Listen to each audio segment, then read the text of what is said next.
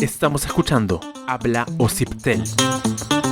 Hola a todos, ¿cómo están? Soy Mirelia Cano y nuevamente les doy la bienvenida a una nueva edición de Habla Ociptel, el podcast del organismo regulador de las telecomunicaciones, donde te vamos a ayudar, te vamos a explicar todo lo que tienes que conocer como usuario de justamente los servicios de telefonía móvil, fija, internet y televisión por cable.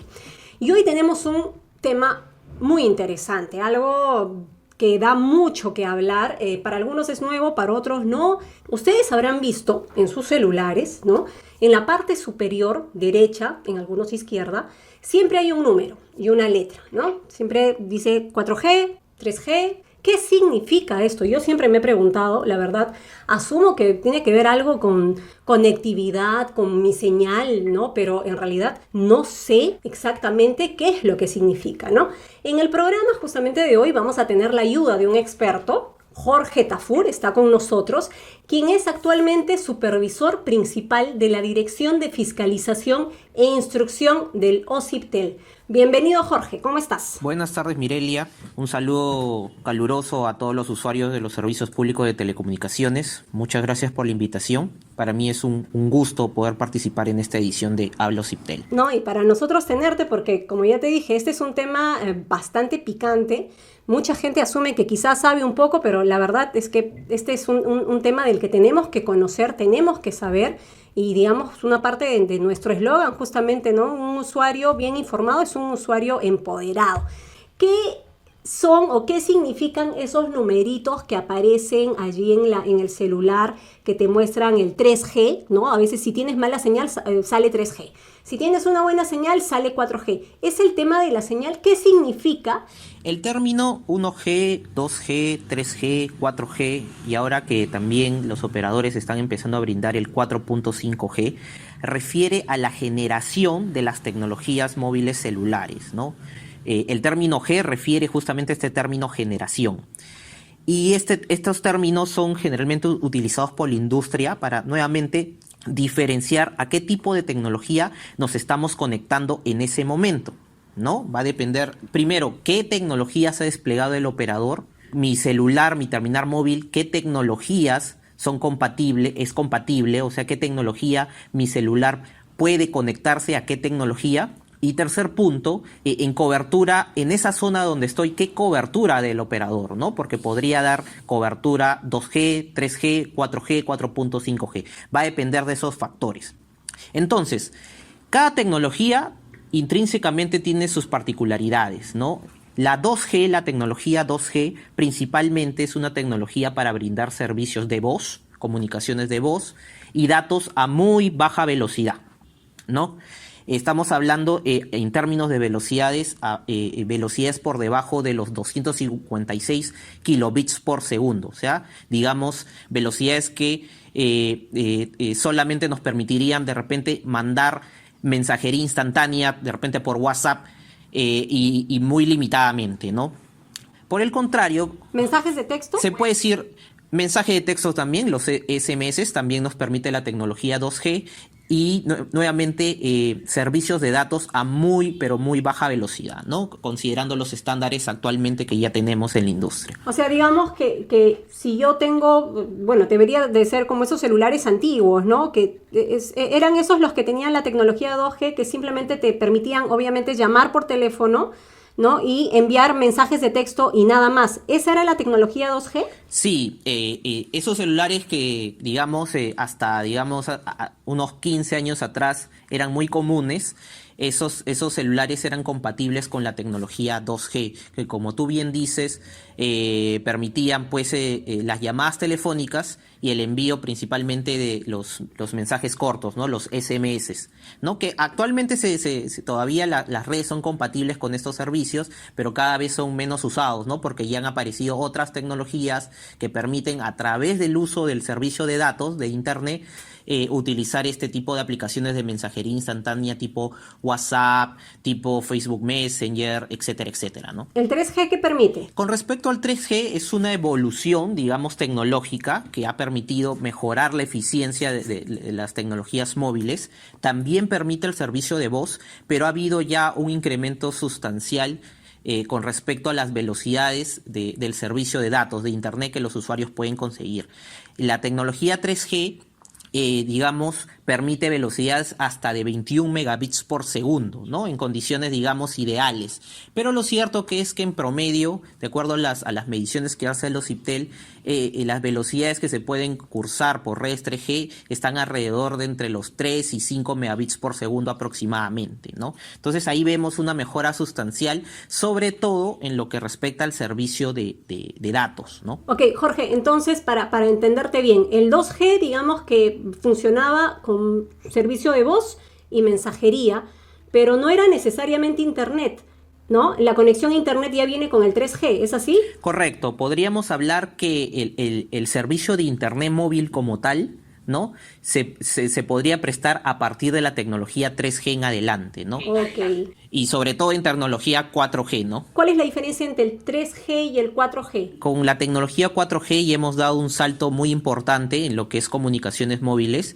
Se ha mejorado sustancialmente con respecto a 3G lo que es, digamos, las prestaciones tecnológicas de las redes móviles. Y, por ejemplo, en redes 4G podemos llegar a velocidades de hasta 150 megabits por segundo, ¿no? Comparado a los 21 megabits por segundo que podemos llegar a 3G, estamos hablando de un salto sustancial en lo que respecta a velocidades que se pueden ofrecer a los usuarios, ¿no?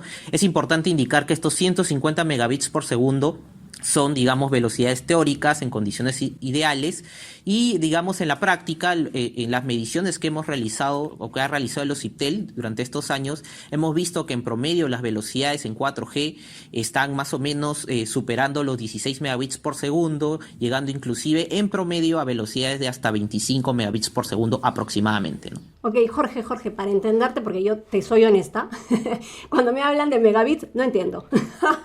Entonces, el 3G permite la conexión a internet. El 4G, ¿qué te permitiría? Te permitiría quizá la reproducción de videos y en el 3G no. ¿Una cosa así? Primero, un poquito para aterrizar a qué nos referimos con megabits por segundo. Megabits por segundo es la medida con la cual, digamos, expresamos cuántos datos yo puedo, digamos, descargar o cargar a la red por cada intervalo de tiempo. Mientras mayor sea mi tasa, mis megabits por segundo, quiere decir que la red y mi móvil puede enviar mayor datos o recibir mayor datos. Por ende, voy a tener una mejor velocidad. Si yo tengo una mejor velocidad, mi experiencia de uso en los diferentes aplicativos de video streaming, audio streaming, entre otros, va a ser mejor, voy a tener una mejor calidad. Es por ello que cuando estamos en redes 4G, ¿no? Y por ejemplo queremos ver un video en una alta definición, ¿no? A través de aplicativos como YouTube o Netflix, tenemos un mejor desempeño en redes 4G que en redes 3G, justamente porque las características tecnológicas de las redes 4G tienen mejores prestaciones que las características tecnológicas en redes 3G. El 5G, Jorge, ¿qué significa? ¿Qué nos va a permitir? Es la evolución de las redes 4G, pero no es cualquier evolución, ¿no? Estamos hablando de un paso muy importante con respecto a las características técnicas y qué nos va a permitir justamente cuando ya se llegue a desplegar esta tecnología en su total dimensión, ¿no? Las redes 5G, ¿no? Digamos, se puede decir, es todo un ecosistema tecnológico, ¿no? Totalmente disruptivo, que va a permitir no solamente mucho mayores velocidades con respecto a las redes 4G, estamos hablando que en redes 5G podríamos tener velocidades por usuario, se están hablando del orden de los gigabits por segundo, o sea, 1000 veces el término megabits por segundo. Estamos hablando de una velocidad bastante alta que eventualmente podría competir con los servicios inclusive fijos alámbricos, ¿no? Que se prestan por fibra óptica, ¿no? También la 5G va a permitir mejorar en un término que se conoce como la latencia de las redes. ¿Qué es la latencia de las redes? Es el tiempo que demora un paquete de datos en llegar al contenido de donde está alojado y regresar al terminal móvil. Mientras yo tengo una mejor latencia, yo voy a poder tener o mejorar mi experiencia de uso en aplicativos en tiempo real, ¿no? Como por ejemplo el video streaming, el audio streaming, y me va a permitir inclusive brindar servicios nuevos y totalmente disruptivos, como por ejemplo la conducción autónoma de los vehículos, que mucho se está hablando, ¿no? ¿Qué se necesita? Uno de los pilares para poder brindar servicios, digamos, este tipo de servicios con conducción autónoma, es contar con cobertura ubicua de señal móvil, porque si me quedo sin señal en una zona, pues pierdo la conectividad, ¿no? Ya el vehículo no se va a poder conducir automáticamente. Pero aparte de la cobertura, también tener tiempos de respuesta prácticamente inmediatos. Y estos tiempos de respuesta prácticamente inmediatos, que digamos se conoce como ultra baja latencia, justamente voy a poder utilizarlo e implementarlo a través de las redes 5G.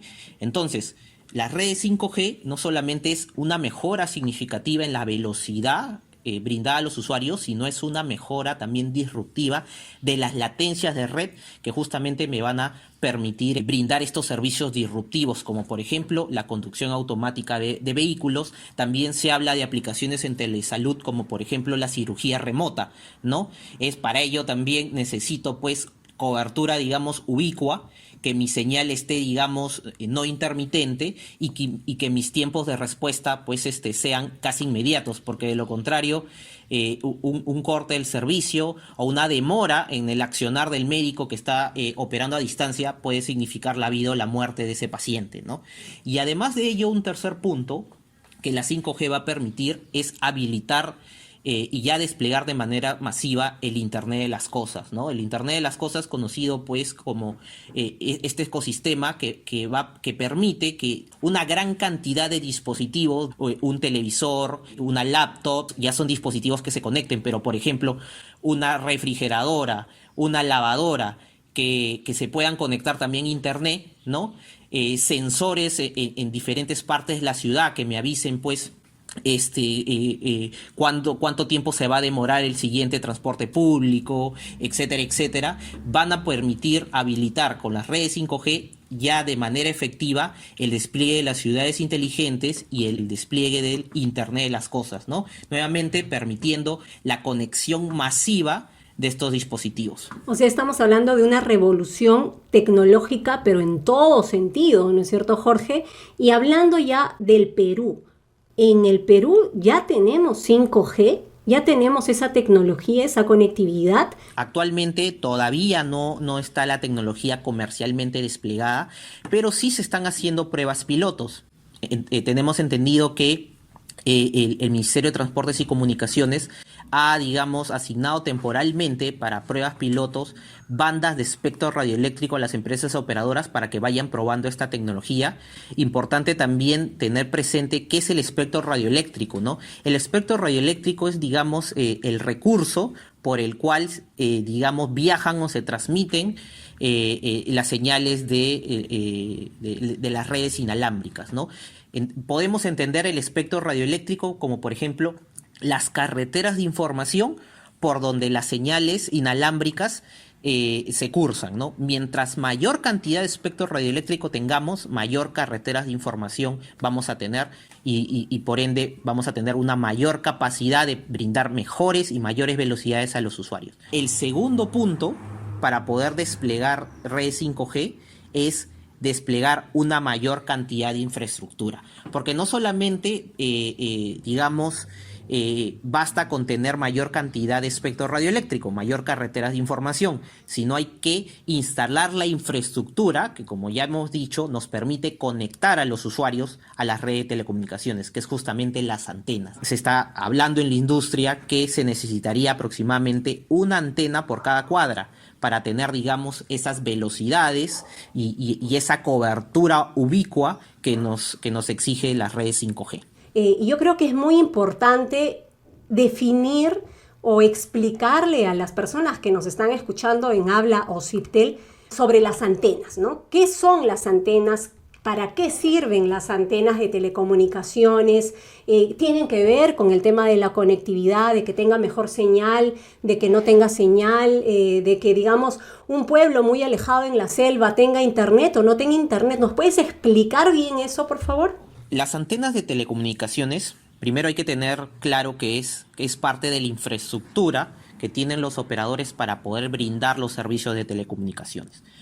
Dicho esto, esta infraestructura, estas antenas, son elementos que permiten a los usuarios acceder a las redes de los operadores y disfrutar de los diferentes servicios que se pueden brindar, ¿no? Servicios de voz y de datos a través de las redes inalámbricas, ¿no? Sin antenas no es posible brindar pues los servicios inalámbricos, ¿no? Ya sea 2G, 3G, 4G, 4.5G y en el mediano plazo seguramente la 5G. Entonces es muy importante tener claro que mientras mayor cantidad de antenas nosotros tengamos, vamos a tener una mejor cobertura de los servicios y por ende una mejor calidad de los mismos. Hay que tenerle miedo a las antenas y por ende al 5G, porque ya sabemos que están conectados, están interrelacionados. Si queremos tener mejor conectividad en nuestras casas, en el país en sí, tiene que haber infraestructura de telecomunicaciones, pero hay que tenerle miedo. ¿Hay realmente alguna base científica, algún estudio que diga que las antenas son dañinas? Sí, es una excelente pregunta, Mirelia. Y primero indicar que existe un problema de desinformación respecto a las radiaciones que emiten las antenas, ¿no? Y primero, señalar que los seres humanos vivimos constantemente expuestos a la radiación de manera permanente. Por ejemplo, la luz visible, las emisiones Wi-Fi, las, radiaciones que emiten las antenas celulares, las señales que emiten la radio, ¿no? Las señales que emiten también la televisión abierta, todo ello son radiaciones electromagnéticas, pero del tipo de radiación no ionizante. Entonces es importante tener en mente este término, radiación no ionizante. ¿Y qué es una radiación no ionizante? Son aquel tipo de radiaciones que no son capaces de arrancar electrones de la materia, dado su nivel de frecuencia y potencia, ¿no? Por lo que no implican un daño a la salud mientras se encuentren operando por debajo de los límites permisibles. Ok, entonces es muy importante recalcar esto para las personas que nos están escuchando, ¿no? Las antenas, está ya comprobado que no causan ningún inconveniente en la salud, ¿no? El 5G tampoco. No sé, Jorge, si tú quieres, no sé si hay algo más que como usuarios debamos de saber al respecto. Hay mucha desinformación actualmente en el mundo de las redes sociales, ¿no?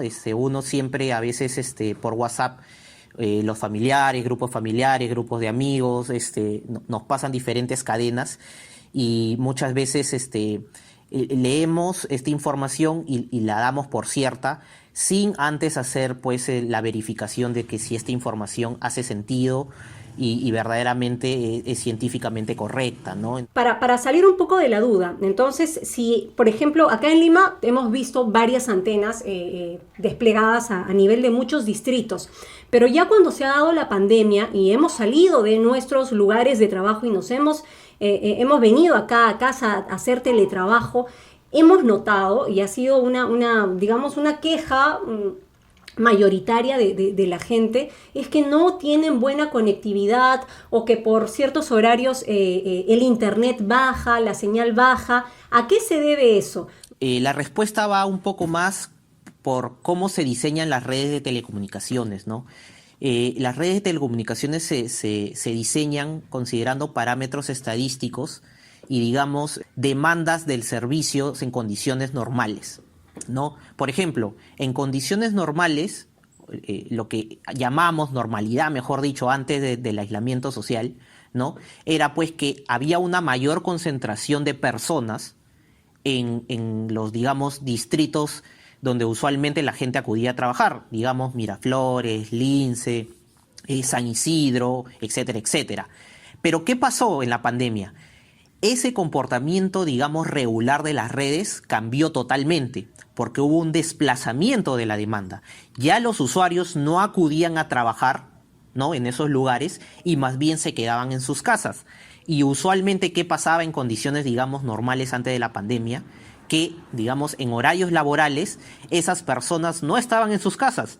Por ende, digamos, los operadores habían dimensionado su red para justamente esas condiciones normales, o sea, que en esas horas no haya pues esa demanda que, digamos, se desplazó durante este periodo de aislamiento social. Es por ello que evidenciamos pues en el análisis que hicimos en el OCIPTEL que justamente los distritos, digamos, se puede decir dormitorios durante el aislamiento social tuvieron crecimientos de hasta más del 30% en algunos casos, y estos distritos, digamos, en donde antes de la pandemia los usuarios iban a trabajar de manera masiva como Miraflores, Lince, San Isidro, más bien experimentaron un decremento de tráfico de hasta inclusive 20%.